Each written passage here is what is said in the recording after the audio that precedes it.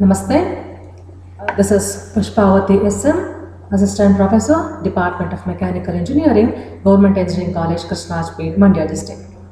So here I'll be talking something about the subject Design of Machine Elements 1. For the 5th semester students, subject code is 18ME52, and this is the syllabus prescribed by VTU, Vichasha Technological University, Belgavi. Here I'm talking something about the module number 4, that is permanent joints. Permanent joints mean to say the joints will be very much permanent. So there are actually two types of permanent joints: welded joints and the riveted joints. The welded and the riveted. Welding is a process we do it under temperatures. So it requires, of course, lot of temperature to join two metal pieces. We can say join two or more metal pieces. But the riveted case is something else. Here riveting can be done in both cold working as well as in hot working. Hot riveting or cold riveting, we can say, mean to say without temperature and with temperature. Both are possible in case of riveting, and of course this is also one of the permanent joint. But most widely used is welding only, but riveting is also used, but for some specific technical engineering applications, we can say, that will give you a lot amount of advantages if you use in some particular specific applications. So that is the reason. So from welding we are shifting into riveting. This is also one of the permanent fastening. It's also called as permanent fastening. Fastening means joining each other, joining two or more.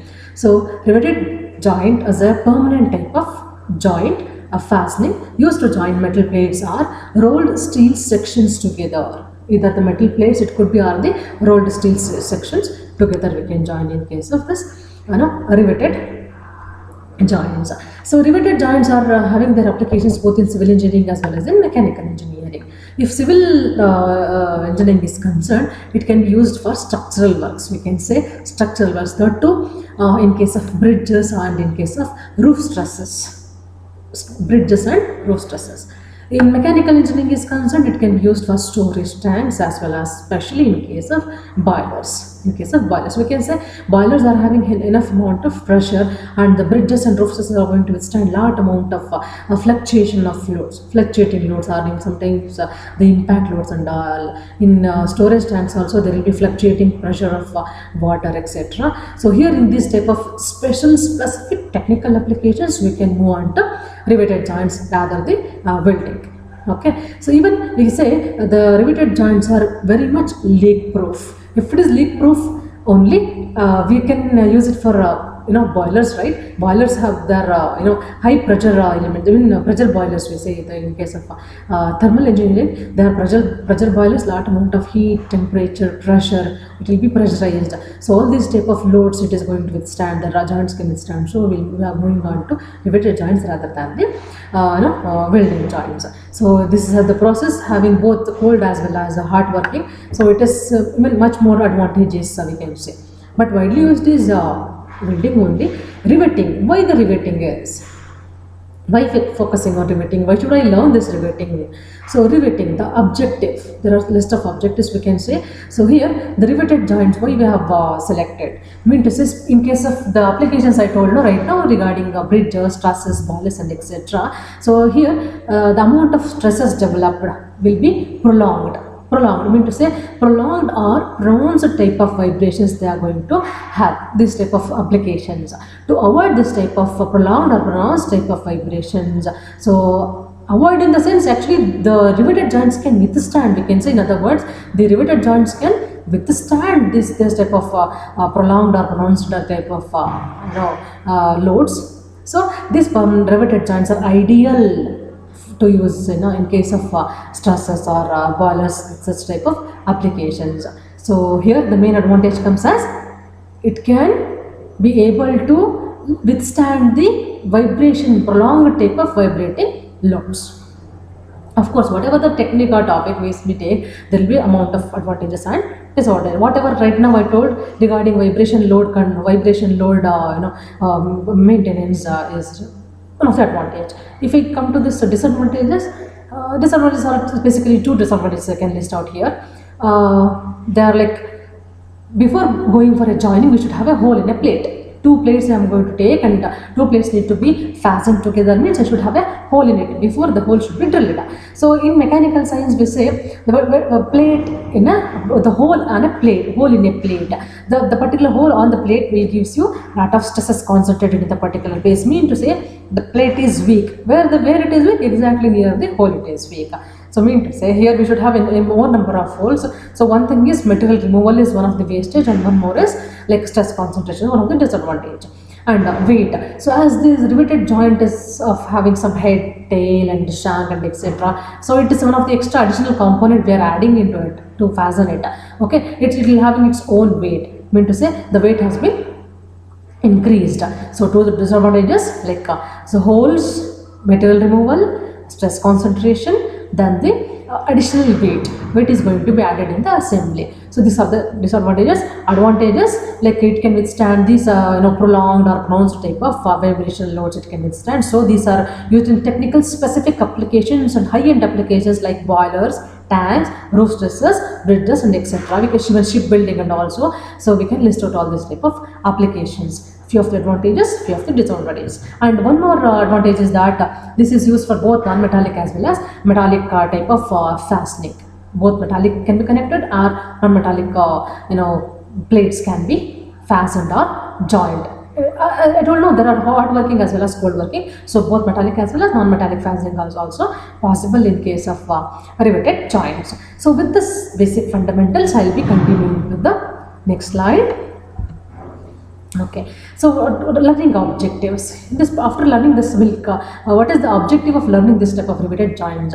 So here we are going to learn the basic failure mechanism of riveted joints. I told it is used for stressors, boilers and etc. So we all will think in a positive way. Yes, it will give you all amount of strength whatever we expected. Of course, there will be some failures also. Failure mechanisms we need to study. Design mechanism we need to study. Strength of the riveted joints we need to study. If I know the strength of the joint, I can plan for the application, right? So I should design a riveted joint. Before designing, I should know what amount of stresses which can withstand and how it is going to fail. So both positively and negatively we should think about it, and then we can decide it for the particular application. Next, concept of design of a riveted joint. How this concept has come up, and so how these joints are going to give you enough strength what we are expected of. It is going to act as a leak-proof joint, and how permanent joint it is, what long it can withstand the loads, and when it is going to fail. All these different criteria. So what is the rivet is, how to operate, what are the operations of the manufacturing steps of this riveted joints, different type of riveting heads, its design, what is the diameter of this, length, thickness and etc. So these are the many parameters we are going to study regarding the specifications of all these riveted joints finally. So we'll make this riveted joint for an final user and or an application. So with this objective, let me go with the contents of this. Okay, so contents of this particular session 1 have this introduction. I'll give an introduction, riveted applications, types of rivets, materials used for rivets, riveting operation, types of rivet heads, type of riveted joints, and so type of riveted joints, and under that lap joint. So lap joint will be having single, double, zigzag type and all. So we will go through all these things now. Okay. Introduction.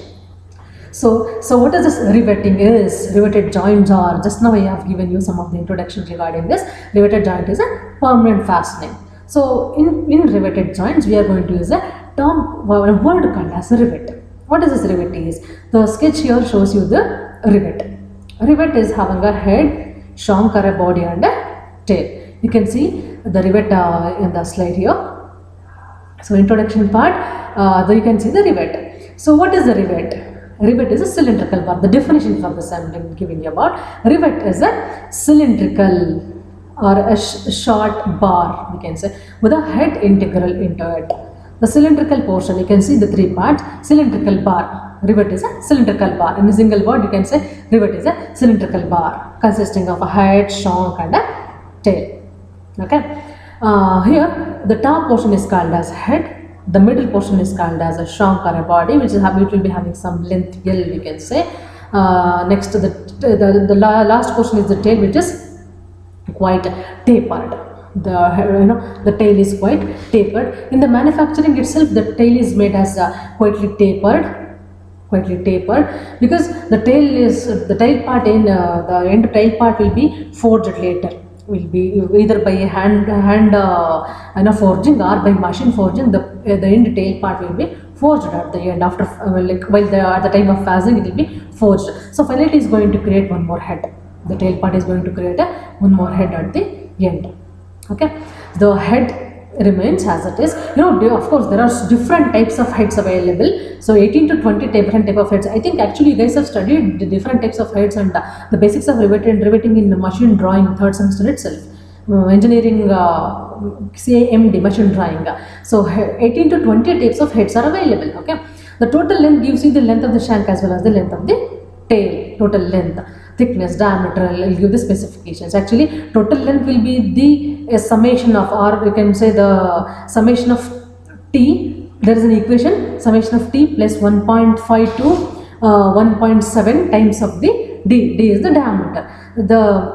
In general, the length of the shank, the total length of the shank will be taken as it will be equated to the thickness t, summation of t plus 1.5 to 1.7 of times of the diameter of the rivet, we can say. Okay, the tail is tapered, shank or a body in the middle, and head. Total length is L is equal to summation of t plus 1.5 to 1.7 of d. Okay, so the rivets are used to make permanent fastening between plates. The examples, again the same examples that it has been given here. So riveted joints are widely used in joining allied metals, either maybe metals or even non-metals also. Okay, so here in the introduction part I have given you this sketch for rivet. Rivet has having 3 parts: head, shank and the tail. Okay, next applications. Already we given the applications in the introduction: shipbuilding, bridges, tanks, civil structures and etc. The different applications. Types of rivets. There are different types of rivets. Riveting the procedure: blind rivet, solid rivet, tubular, drive, split type of shoulder, tinner rivets, made rivets, belt rivets. So we can list out many type of rivets. They are the types of rivets we have in practice. Based on the different applications, we are going to select the different types of rivets again. Okay. Next, the material which is made up of, the rivets are made up of different materials. Especially we go with the non-ferrous, which doesn't have an iron content in it. Non-ferrous metals only we select for rivet materials. Examples would be steel, stainless steel, brass, copper, aluminum, zinc, nickel, brass, tin would be the different materials we are going to use for the manufacturing of this riveted joints. Okay, especially we go with the non-ferrous metals, because we should avoid the rusting. With the joints, if the joints are going to rust, the whole thing will be collapsed, the failure is going to happen. So we'll go with the non-ferrous metals. Okay, so thus the applications, types of rivets and the materials have been concluded. Next, okay, I will got to understand what is riveting is. Rivets are the permanent joints. Done. What is this rivet is? Rivet is a cylindrical bar having 3 different parts in it. Done. Next, what is this riveting is? Riveting is a process, or it is an operation, we can say. It's an operation or a process. How this riveting is done, the procedure is done. Mean to say, the process of forming a well-shaped concentric head from the projected portion of the shank. What is the projected portion of the shank? The tail. Tail is the projected portion of the shank, we say. Okay, so riveting is the process of forming a well-shaped concentric head from the projected portion of the shank. It is an operation whereby 2 plates are joined with the help of a rivet. Riveting is an operation, 2 plates we are going to join here in this process. Okay, so here we are going to apply many mechanical forces. Mean to say, especially the forging is done. Either it will be cold forging or hard forging. Forging is done. So mechanical forces have been applied. Mean to say, adequate mechanical forces are applied to make it leak proof, to make the joint as a permanent joint, to make the fastener as a stronger one. So many mechanical forces have been applied here. See, 2 steps they have given: cold and the hot riveting types. Okay, in case of cold riveting, manually we are going to forge it. Mean to say, hand hammering, we can say, hand forging, we can say. Manually the forces have been applied to a hammer in case of cold riveting type. But in case of hot riveting, that particular the rivet. The rivet will be heated in a furnace. In case of hot riveting, the rivet will be heated in a furnace, red hot temperature. Okay, that riveted what you say, the rivet is taken out from the furnace. Red hot rivet is taken out from the furnace. Then in between the two plates mean to say already the plates have been having a drilled hole in them. The two plates what we are going to fasten, already they have a hole in them. So we are going to insert this the red hot rivet into it. The diameter of the hole again matters. The diameter of the hole, drilled hole, usually will be maintained like 1.5 to 2 millimeter more than the dia of the shank, or dia of the rivet. Dia of the rivet in the sense dia of the shank itself. Okay, dia of the shank, comparatively dia of the shank will be having a lesser diameter compared to the hole. Hole will be having 1.5 to 2 millimeter dia more than the shank for the easy movement. Just the diameter has been increased for the easy movement. So how we can ask me a question, how it will become a leak proof? I'll explain it also. So especially in cases of boilers, the whole drilled hole will be like 1 to 2 millimeters greater. 1 to 2 millimeters greater than the rivet. But in general, this thing we can say general application 1.5 to 2 millimeters will be the whole dia, which is greater than the actual dia of the shank. Actual dia of the shank, that is the rivet. Okay, so basically you see the rivets and the bolts look very much similar. For us, the rivets and the bolts looks very similar, but the only thing is rivet, the shank of the rivet will be plain, the plain tool bar, plain bar, we can say cylindrical bar, but the other one, the bolt will be having threadings carved on the shank. So that is the major difference between the bolts and the rivets. Okay, so coming back to the rivets again. So forget about the bolts now. So rivet, but they look similar. Okay, so here the riveting process is continued here. Okay, so cold riveting is done by hammering. Hot riveting, I have to keep telling the procedure. Like a red hot, rivet is taken out from the furnace. Then insert this, rivet into the hole already previously drilled in it. Okay, next. Hard riveting. Here we will take up a die or a backup dolly on the other side, mean to say where the head is already present. You keep a backup, or it is also called as a dolly, we say in mechanical science. Keep a dolly and keep the rivet like the head of the rivet on the other side where there is the tail end. We are going to forge it. So forge it by hammer or by machine riveting also, we can say. Machine riveting is like hand forging means like we are going to apply different amount of impact loads, but in case of machine riveting it doesn't happen, because the amount of force is already have been designed, or already it will be decided in case of machine forging. So machine forging would be, we can use either hydraulic or pneumatic as well as steam pressure type of forging. Okay, so by machine forging also we can do forge it, and finally the tail end, whatever the tail end of the rivet is there, the tail end can be curved in the sense like we can make it as a concentric head at the other end, thus it will become a permanent joint. As we are hammering it, so two plates will be attached to each other, and so after doing this, hot riveting, the quenching or we have to cool it, right? Like whatever the temperature, even in welding also will cool after joining two metal pieces. Either it will be cooled again by water cooling or air cooling, however. But in case of hot riveting also, as the rivet is heated, it should be cooled down. Why we are going to cool it? Because as in hand hammering we are going to forcefully we are applying some hammer pressure. Even in hot riveting also, in the machine forging also, we are applying enough amount of forges in the sense the different amount of pressure have been applied on it. Mean to say it has already taken lot of stresses in it. Already the particular the rivet is already stressed out. The stresses need to be relieved off. So cold as well as in hot cases, stresses need to be relieved off. So if it is a cold forging, so there is no question of temperature, right? So to relieve the stresses in case of cold forging, it will be heat treated. I think you are getting my point. So here in case of cold forging, cold riveting, So the component will not be heated, right? So but it is having some amount of stresses in it. Stresses need to be relieved, mean to say it will be heat treated. The second case, hard riveting, already the component or the the rivet is already heated up.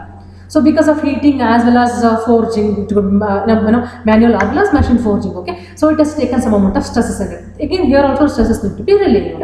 Here the stresses need to be relieved. We need to say here we are going to cool the component slowly, slow cooling or quenching. We can say stresses have been relieved. Stresses have been relieved, and the last point is remaining here, right? So there is there is a gap, 1.5 to 2 millimeter of gap between the between the already relieved hole and the shank as well. Here, as we are going to forge it, as we are going to relieve the stresses in it, so what to say, the gap 1.5 or 2 millimeter, whatever the gap given, no, so it will be the crushing, we can say, or contraction, we can say, because of the contraction of this the shank, the minimum gap left, no, 1 millimeter, 2 millimeter in case of boilers, I told, the gap will be filled up as it is heated. So easily it is expandable, or it can be contracted, right? As we are going to hammer it, so things will be contracted in between and slowly cooled. So thus stresses also will be relieved off, and so the gap between 1 mm 2 mm could be, of course, filled, and so that will make you leak proof. That will make you leak proof completely. I mean to say, it didn't tighten the joint. Whatever the gap we have given, 1 or 2 millimeters, after cooling, after hot forging and cooling, so we are able to get the tight joint between the plates and the rivet, and that too leak proof. And even for quenching, the stresses have been relieved. So thus the gap is also filled, and the tight joint is timed and stresses have been relieved, and it is going to be a permanent joint, it is a tight joint. So we can list out many things. So both the process, cold as well as hot, machine hammering as well as manual hammering is also done, or forging can be done. So once the riveting is done, so this is how the riveting has been explained. Even you can have some sketches of this riveting also in the study material. Okay, so here the process is two plates already drilled hole, then put just concluding it, put a heated shank or the cold rivet itself. Okay, the head side will keep a dolly or a backup, and the other edge, I mean to say the edge of the tail, we are going to push it, use a die, then forge it. Use a die, then forge it manually or by using some hydraulic pneumatic type of pressure, the mechanical type of machine rivet. Okay, both cold and hot. If it is a hot rolling, how it is will be, stresses will be removed. If it is a cold rolling, how the stresses will be removed. I explained everything. Okay, so after that this is done. Once the riveting is done, heat treated by quenching and tempering is done to make the leak proof. As well as to relieve the stresses. So additional operation like when it is required, when the leak proofness of the joint is required. So leak proof in the sense, in case of boilers, definitely we need a leak proof joint, right? So if I want to get the complete 100% leak proof joint, then we'll go for a caulking. So L is going to be silent here. Caulking, we say caulking and filling are other two operations. So to get a leak proof joint, we'll go with the caulking operation. I think now we are okay with this riveting operation. Moving on to the next slide. Okay, types of heads. Okay, so I said in the previous slide I told you regarding like we'll keep a die to hammer at the tail end. The different type of dies we can use. According to the die, we are going to get the different type of rivet heads. So only I have given you some 8 different type of sketches in the slide here, but of course we have more than 18 to 20. You can see with the machine drawing textbook. So 18 to 20, many more number of riveted heads are available based on the different purposes, based on the different applications. Even the heads also can be flushed inside, because in invisible joints which sometimes we need seamless or whatever is there, so they can be flushed also. This can be flushed. So the triangular shape, ultra triangle, you can see this can be flushed. But these things, this is a snap head, pan head and all, we can't mushroom and all, so can't be flushed. So 18 to 20 type of heads according to the different requirement, different applications. You can select any of the heads. You can see here the length, the diameter that they are going to vary. Okay, so all are having different shapes, and according to the requirement application, please select the different type of riveted heads. Heads are manufactured based on the different type of dies we are going to use at the riveting operation, right? Okay. Next, types of riveted joints. Okay, so riveted joints having two types again, lap joint and butt joint. lap and butt. So lap means one above the other. Basic first material, first plate below and above one more plate. Minimum starts with the 2 plates. Okay, lap it. So 2 plates also will be drilled. Having a see the sketch here. This is plate number 1, plate number 2. Drilled hole before, then insert a the rivet in it. Already this is a head already formed. The other end is keep a die and forge it and finally get this done. Lap joint, one above the other, called as lap joint. One plate overlaps the other. You can see the technical words here. One plate overlaps the other, and the 2 plates are then riveted together. Riveted means joined together. The butt case is the other thing. So in the butt case, one beside the other, which main plates are kept in alignment, butting, touching. I mean to say, one beside the other is we keep, and here there are no extra plates or straps in case the first lap joint. It doesn't require any extra plates or the straps, but here we need extra cover plates or the straps, we say. So you can see if this is the plate number 1, plate number 2, the top portion here, this one is the cover plate or the strap to join them, because butts have been plate number 1, the basic plates will be kept one beside the other, but the other one is the top will be the cover plate.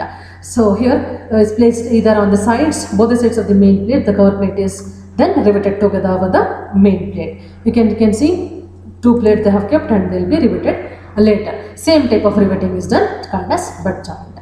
So lap joint is having some other classifications. Even the butt is also having some classifications. So moving on to the next slide, we can observe different type of lap joints. Different type of lap joints can be observed. Moving on to the next slide. Yes. Okay. Types of lap joint. Single riveted lap joint. It is having a single rivet. Can you see? It is having a single rivet. So plate number 1, plate number 2, one above the other. You can say one is overlapping the other. Plate 1 is overlapping the other one. Thickness is given. Diameter D of the hole, die of the shank. Okay. 1.5 diameter, 1.5. This is the distance between here to here.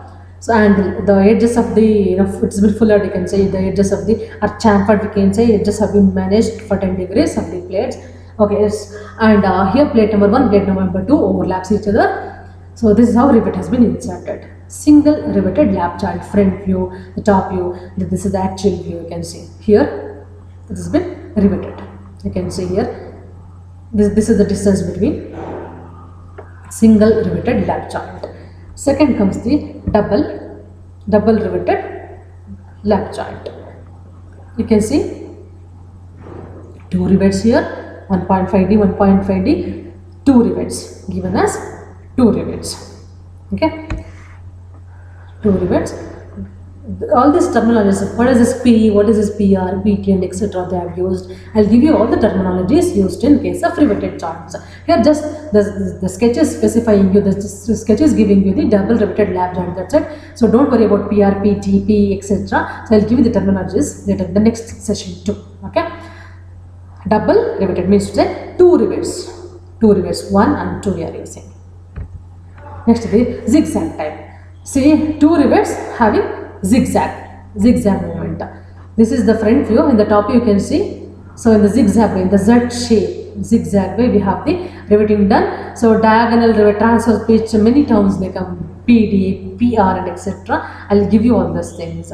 Okay, I think this is more than enough for today's session. So while concluding the session, I can say, what is this riveting? The applications of riveted. What is the riveted joint is? What is a rivet? How the riveting is done? The process of riveting is done. So different type of joints, lap and butt. So under the lap joints we have many classifications also. What are the applications of riveted joints? The materials used and how this process is completely carried out. And all, I think all these slides will give you a lot of information. Different heads and all. Cold forging, hot forging, types of rivets, heads, etc. I have given you all the explanations and basics of the riveted joints. So finally we say riveted joint is a permanent joint specially used in high-end applications of structural and that is civil and mechanical engineering science, where there is a pronounced or prolonged type of vibrational loads. So then that type of loads can be avoided, vibrations can be withstand by this type of riveted joints only. So we'll go on to riveted joints, and they are leak proofs. So we'll have this type of riveted joints for boilers also. So of course there will be some amount of advantages and disadvantages also. Of course, whatever the procedure is, we'll have both the types, advantages and disadvantages. So we can say there are some of the merits also of this riveted joints. They are having a high production rate. Riveted joints having high production rates. It doesn't require skilled labor. The riveting doesn't require any skilled labor. That is one of the merit again. Almost any part or shape can be joined by rivet. Any type of haphazard shapes also can be joined by riveting. Doesn't require skilled labor, high production rate. So low material cost, and assembly rates and also very low. There are some both metallic and non-metallic. In the prior slide itself I told you, metal and metallic, non-metallic, similar or dissimilar metals also can be joined in this. So and the rivets, I told you, it looks like a bowl, that is rivet. Rivet is available in different varieties of metals or materials, we can say. So there are all the advantages of the riveted joints. So thus they have opted for riveting as a permanent fastening. Thank you. We'll meet in the next session. Thank you so much.